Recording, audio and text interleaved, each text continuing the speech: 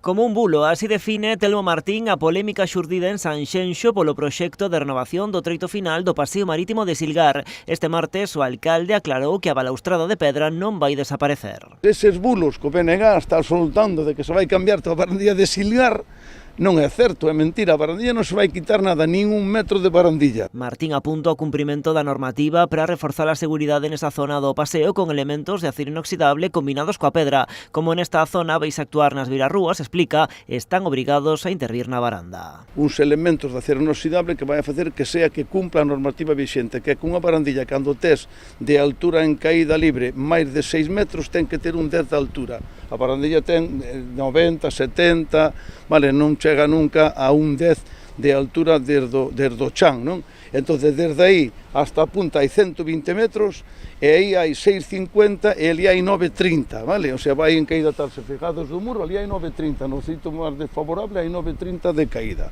Por lo tanto, é nosa obligación facer cumprir a normativa vigente para cumprir coa seguridade, que é o que nos preocupa. O alcalde rexeita falar de feísmo, cree que a combinación de pedra e acero inoxidable traducirase nun embelecemento da contorna. Vai quedar ben, e non vai, eu estou convencidísimo de que ben, e que os veciños eses que ahora están criticando van a dicir, oi, pois moi ben. A polémica xurdiu en Sanxenxo logo desta publicación do propio Concello que anunciaba a sustitución da baranda por unha de acero inoxidable. O alcalde asegura que iso nunca se contemplou e que foi un erro a hora de explicar o proxecto. Sobre a concentración convocada para este venres polo BNG. É moi bo que non está o de dereito que calquera persoa se poida manifestar libremente. Eu o que sinto é que se manifesten a raíz dun bulo, dunha mentira que é falso, e que se debe de preguntar primeiro a quen, por neste caso o Concello, vai a executar unha obra, preguntar, e teñen a obriga de estudiar moi ben en detalle, o que non comprenda preguntarlle, se non queren preguntarlle ao Grupo de Goberno, que lle pregunten aos técnicos municipales ou aos redactores do proxecto. O proxecto de mellora desta zona inclúe a renovación de beirarrúas neste treito final do paseo.